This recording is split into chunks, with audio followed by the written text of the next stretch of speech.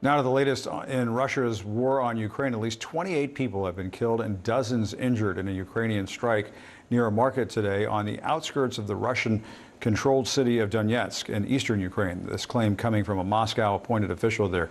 Donetsk is one of the 4 Ukrainian regions that Moscow illegally annexed in 2022. And Lieutenant General Mark Hertling joins us now to talk about this. He's a CNN military analyst, former U.S.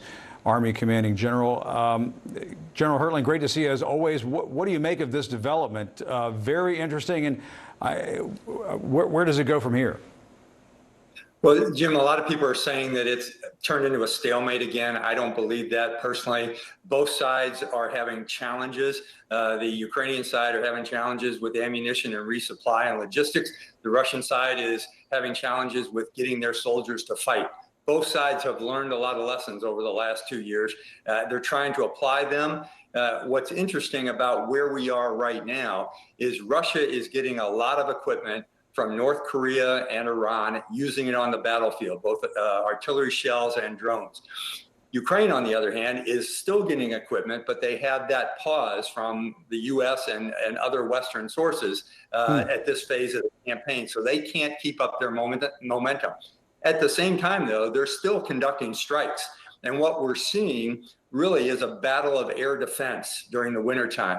You remember early last year, I talked about how as we were giving air defense equipment to Ukraine, they couldn't put it everywhere. So there were going to be some strikes in some of their cities. Russia now has the same problem, except this time, Ukraine now has drones and some missiles that they're using to great effects inside of Russian territory. So it's forcing Russia to reconsider where they're placing their air defense instead of getting hit in the rear areas like they were several times today in St. Petersburg, Russia. That's fascinating to me how Ukraine is taking the fight to the rear areas right now. Yeah, a Ukrainian defense source tells CNN that they have carried out a drone attack on a Russian oil terminal on the Gulf of Finland. The source called it a new stage, targeting military facilities and oil depots.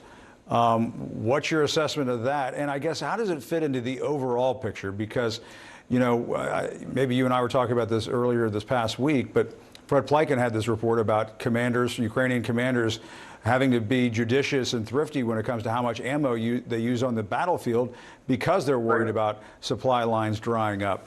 But it sounds as though the Ukrainians are still taking the fight to the Russians.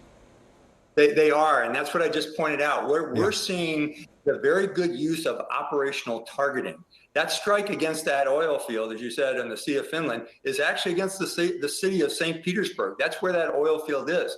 By the way, I don't think it's a coincidence that St. Petersburg is the home of President Putin. So what we're seeing right now is some really good operational targets, long-range strikes. I believe it's the fact that the Ukrainian general officers are saying, hey, we can't fight the tactical battle right now because our supply lines are disrupted. So we have to take the fight to the operational and strategic level and hit these Russian logistics targets and threaten their resources and their stability and their supply, and also threaten their citizens inside of the Russian Federation. And what do you make of what's happening in Congress right now when it comes to this fight over Ukraine aid? I was talking to both Vindman brothers, Eugene and Alexander, yesterday. And, you know, a comment that you made just a few moments ago just kind of piqued my curiosity, and I wanted to ask you about it. When you said that Iran and North Korea are coming to Russia's aid, I think the argument has been made that Vladimir Putin it benefits if Congress doesn't come to the aid of the Ukrainians. But to some extent, so does Pyongyang and Tehran. Yeah, absolutely, Jim. You're absolutely right. And what is fascinating to me and just really depressing is the fact that you have these dictatorial and authoritarian axis of North Korea, China, Iran, all providing aid to Russia in this fight. And it's been very effective in both their tactical battles and their strategic battles. And then you have the U.S. Congress dithering. The Republicans in Congress trying to make trade-offs when a nation that's a democratic nation like ours that is looking to us for help for their sovereignty and their freedom, we're debating that. It just doesn't make sense to me from a political perspective as a soldier that this kind of thing would be going on in Congress. We need to change that soon, or we're going to see Ukraine really put on the horns of a dilemma. Well, that's what I was wondering. How long do you think the Ukrainians can hold out? Is there really just no way of knowing that because of the fight that the Ukrainians have shown? That's difficult to quantify, and they still have the ability to conduct asymmetrical attacks, like we were talking about earlier. Well, they do have the ability to conduct those attacks. How long it's going to take, Jim, I don't know. Having been a commander on a battlefield once where the supply lines were interrupted, you have to do a lot of things to adapt to that.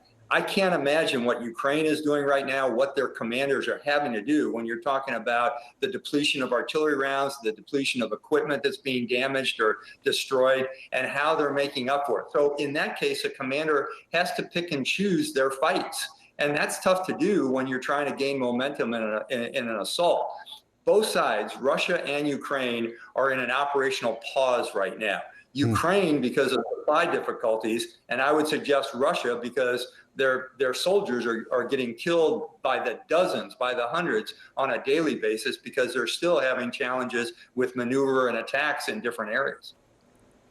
All right, General Hertling, great to talk to you as always. Really appreciate it. Important subject. Thanks for your time. Thanks, Jim.